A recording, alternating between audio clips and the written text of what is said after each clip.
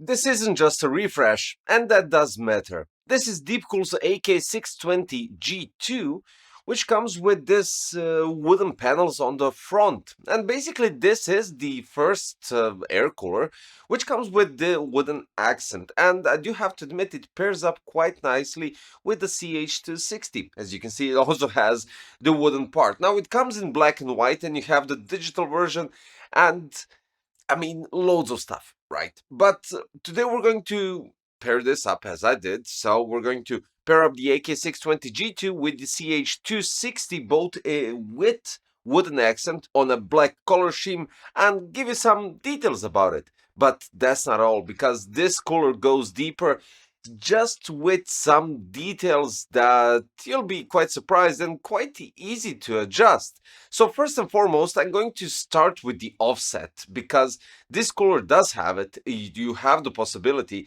and the best thing about it, you don't have to switch, well, basically you don't have to switch the locking nuts, you don't have to switch the retention brackets. The middle screw that holds the cooler to the retention brackets is the one that gives you the possibility to adjust the LGA 1851 offset, which means the cooler goes upwards. Then you have the middle one, which is the zero offset, and then for the AMD you lower it down, which is outstanding basically, because it literally covers everything and goes towards your needs. So this AK620 G2 does make sense with the G2 sign at the end, but that's not all, of course. So diving deeper, it has the Core Touch technology, so the CTT 2.0, and its optimized tower design. Now, because of that, it has 6 copper heat pipes that go directly to the cold plate, and this basically gives you the improved performance with slightly smaller size compared to the past generation.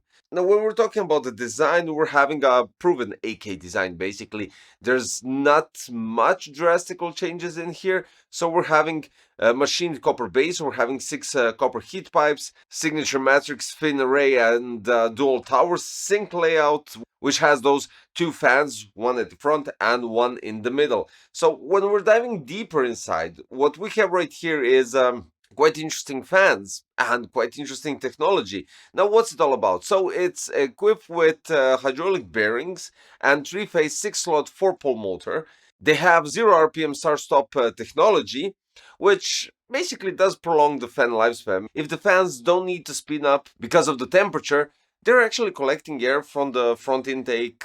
It really doesn't matter where the intake is coming from, as long as it's from the front and the bottom. But still, if it gets cold air, fresh air from the intake of the chassis, they won't spin up. And then we have the ACT. Now, the active clearing technology is doing this. Within 8 seconds of power on, it initiates automatic dust clearing for both fan blades and the heatsink. The whole weight of the cooler is 1.3 kilograms, and with the dimensions of 127, 144, 159. Now, when we move to the fans are 120, 120, 25, and we have 2000 RPMs plus minus 10%, with the airflow at 57.76 CFM, air pressure 2.78 millimeters HO, and fan noise at maximum is 28.87. Of course, both are PWM, and they can be attached with a splitter that is in the accessory box. Now, since I mentioned the accessory box, what you have is 2 separated retention brackets, one for Intel and one for AMD. For locking nuts for AMD, 4 thumb screws, which are used to lock down the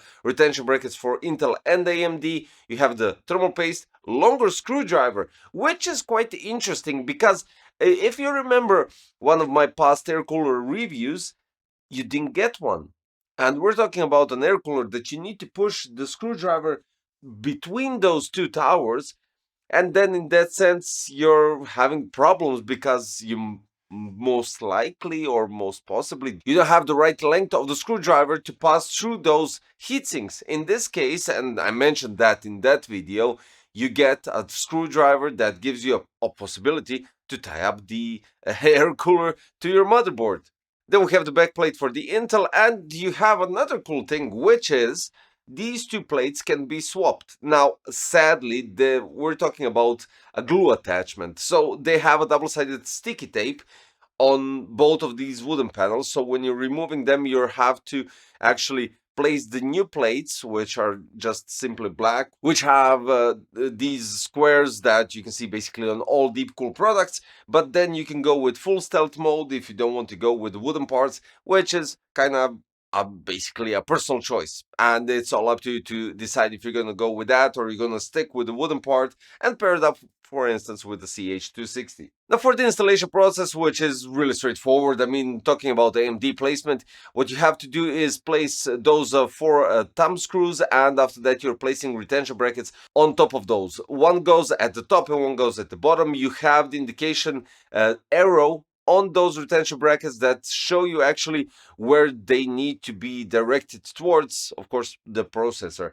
Then you go with 4 locking nuts. After that, you apply thermal paste with the acquired thermal paste inside the accessory box, and you're placing the cooler at the top. Now, my suggestion would be, before placing the thermal paste, and if you're going with AMD, go with the offset if it can fit. I'm talking about the GPU, because when you go with the offset with the Micro ATX motherboard, you're actually pushing it down towards the PCI expansion slot. So in that sense, in this scenario, I had to go with 0 offset. Now, if you go with Intel, then you're going to go with upper part, or you're going to push the cooler or the passive heatsinks towards the top. After that, when you're done deciding which offset you're going to play with, and when you see the space clearance and space towards the PCI Express slot or whatever, you're going to tie up those screws. Well, basically tie up that middle screw that will actually fixate the cooler towards that those 2 screws that you're now going to lock in place with those retention brackets.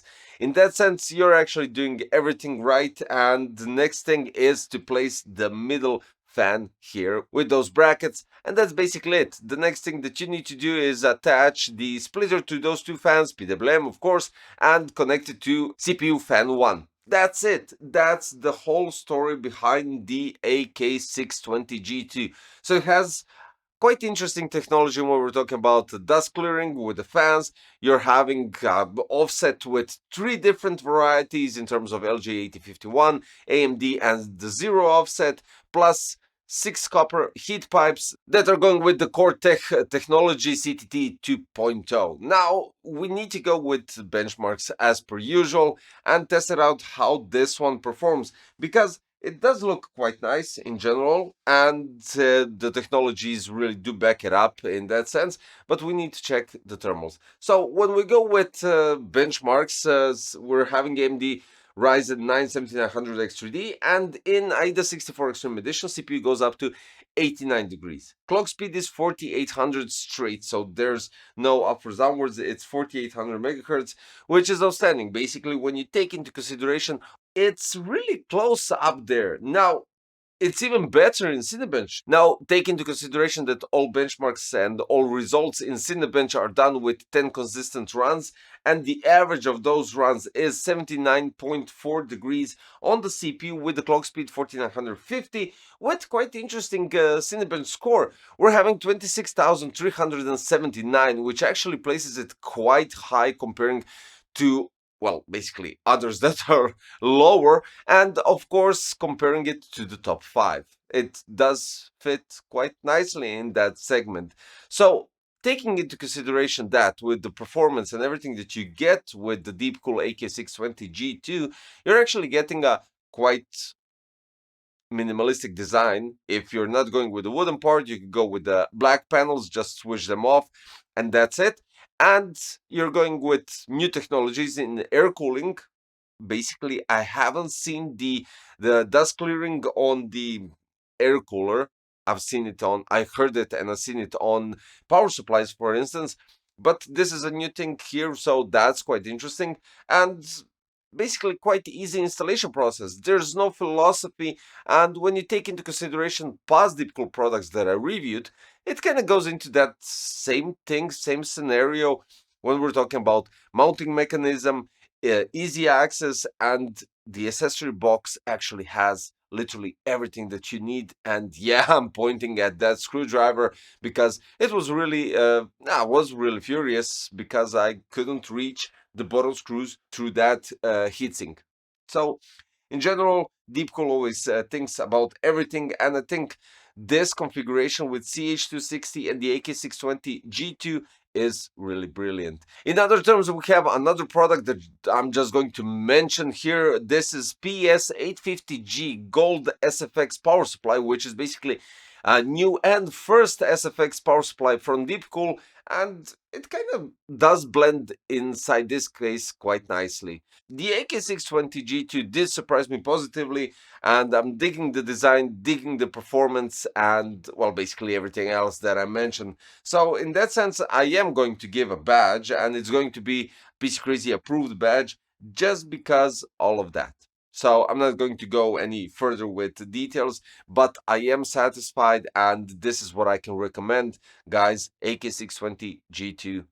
Links are in the description for all three products that I mentioned. If you desire to go with any of these or just pair them up in one build as I did, and that'll be all for today. If you're new to the channel and this is your first visit, my name is Dario, and if you want to check out future content, don't forget to subscribe, hit the like button, and click the notification bell. Stay tuned.